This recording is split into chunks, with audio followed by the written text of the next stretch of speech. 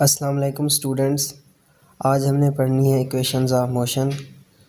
Examination के हवाले से इंतहाई इम्पोर्टेंट क्वेश्चन है ये। तो सबसे पहले हम इक्वेशंस ऑफ मोशन को लिख लेते हैं। फर्स्ट इक्वेशन ऑफ मोशन है v f is equal to v i plus a t. Second equation of motion है s is equal to v i t plus 1/2 a t square. और third equation of motion जो है वो है 2as is equal to v f square minus v i square. तो इन तीनों को हमने एक ग्राफ के ज़रिए ड्राइव करना है। हमारे पास एक स्पीड टाइम ग्राफ है। स्पीड टाइम ग्राफ मैं आपको शो करवा देता हूँ। इससे हमने क्या करनी है, ये तीनों इक्वेशंस ऑफ मोशन निकालनी है। ये हमें एक स्पीड टाइम ग्राफ नज़र आ रहा है जिसमें एक बॉडी वी आई वेलोसिटी के साथ अपनी मोशन स्टार्ट करती है और उसकी बी पॉइंट के ऊपर फाइनल वेलोसिटी वी एफ हो जाती है। हमें फ़र्स्ट इक्वेशन ऑफ मोशन चाहिए।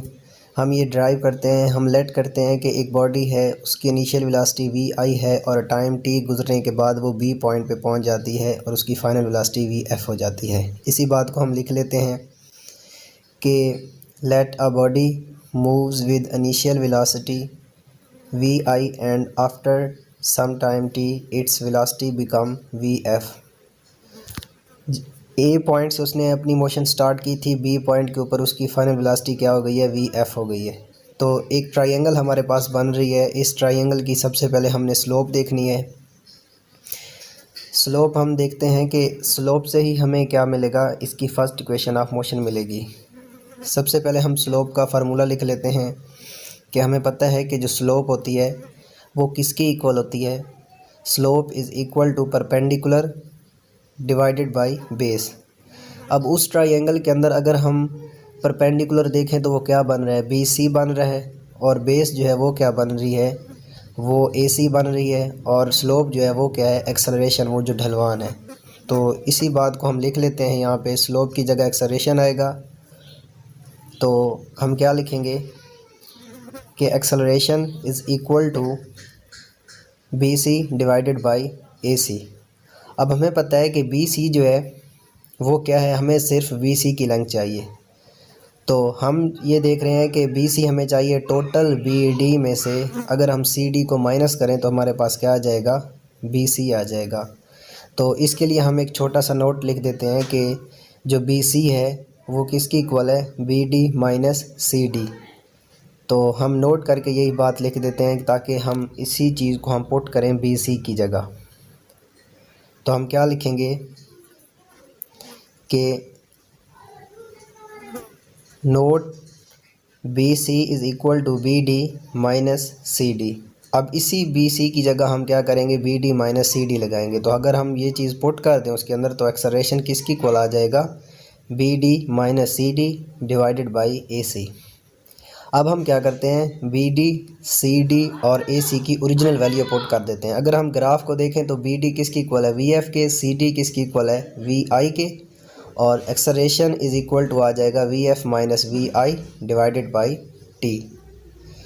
तो अगर हम यहाँ पे क्रॉस मल्टीप्लाई करें, ए के नीचे 1 लिखा हुआ है तो 1 we f minus v i के साथ मल्टीप्लाई करेगा, ए को टी के साथ मल्टीप्लाई करेंगे तो हमारे पास जो इक्वेशन बनेगी वो क्या आ जाएगी,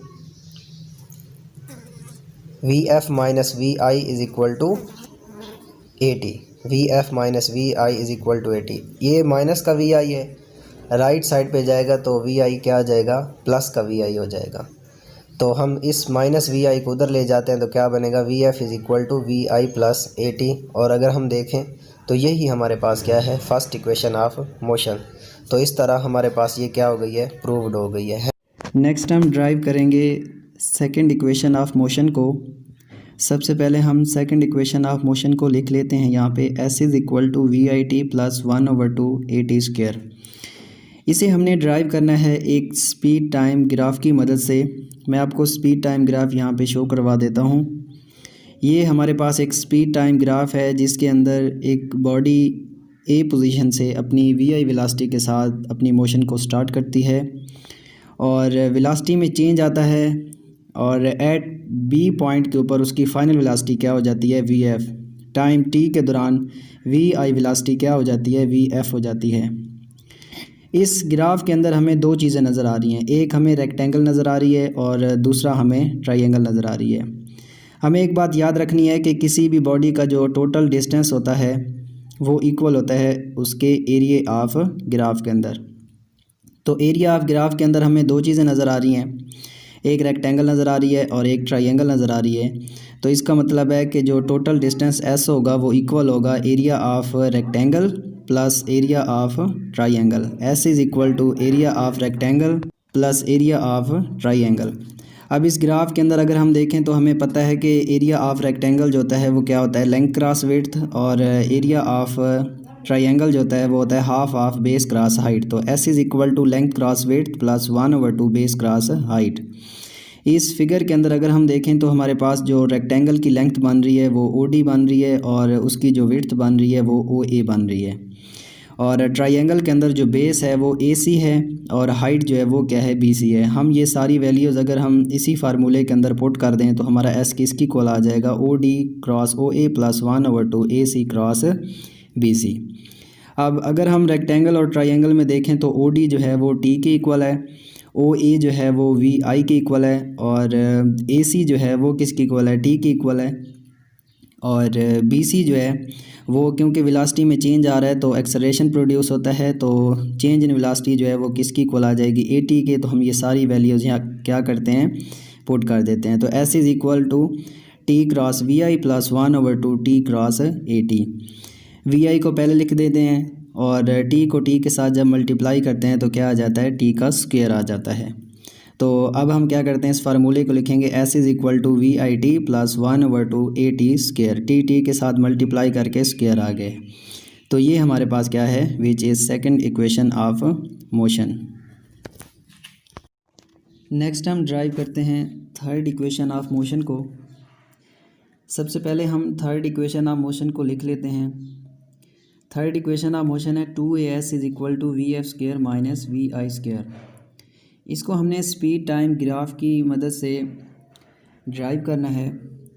हमने फर्स्ट इक्वेशन ऑफ मोशन और सेकंड इक्वेशन ऑफ मोशन जिस ग्राफ के ज़रिए हमने ड्राइव की थी उसमें स्पीड टाइम ग्राफ में हमारे पास दो चीज़ें बनती थी, एक हमारे पास ट्रायंगल बनती थी और एक हमारे पास रेक्टेंगल बनती थी। अगर हम उसकी AC लाइन को वहाँ से स्किप कर दें, ये हमें स्पीड टाइम ग्राफ जो फर्स्ट इक्वेशन के लिए और सेकंड इक्वेशन के लिए हमने यूज़ किया था कि इसमें एक रेक्टेंगल है और दूसरा हमारे पास ट्रायंगल है। इसमें अगर हम इस AC लाइन को यहाँ से ख़त्म कर देते हैं तो हमारे पास ये ट्रायंगल और रेक्टेंगल को जो स्प्लिट कर रहा है उस एरिया के अंदर जो दो चीज़ें बन रही है, तो ये हमारे पास सिर्फ एक ही फ़िगर बन जाएगी।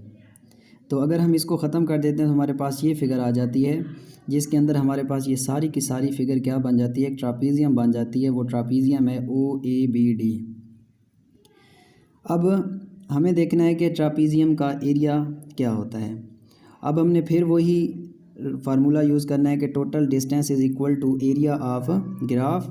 तो टोटल डिस्टेंस S जो होगा वो इक्वल होगा, क्योंकि इस एरिया ऑफ ग्राफ के अंदर सिर्फ एक ही चीज़ है, S इज़ इक्वल टू क्या आएगा, एरिया ऑफ ट्रापीज़ियम। अब जो एरिया ऑफ ट्रापीज़ियम होता है उसका एक फार्मूला होता है कि sum of parallel sides divided by 2 multiplied by height.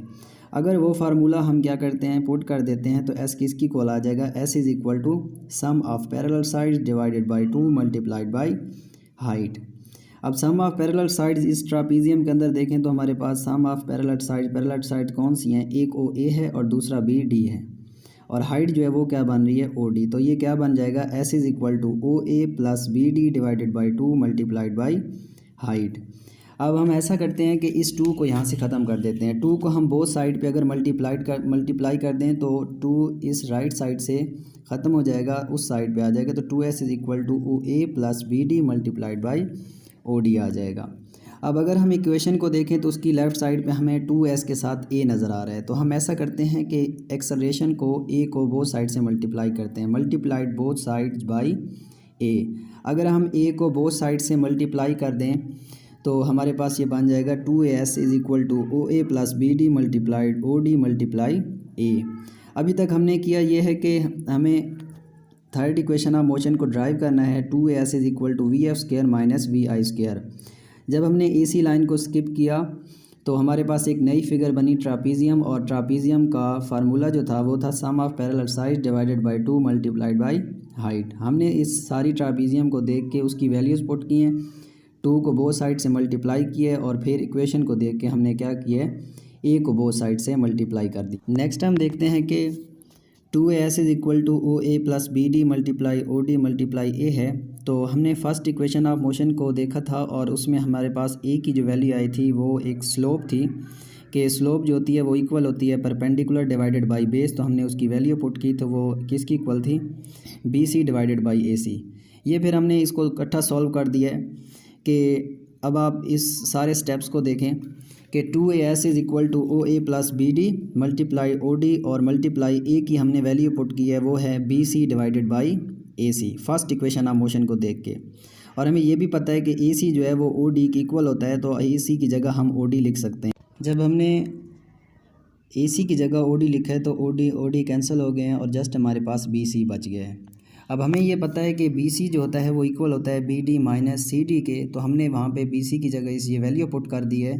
तो हमारे पास इक्वेशन बन गई है 2as is equal to O A plus B D multiply B D minus C D.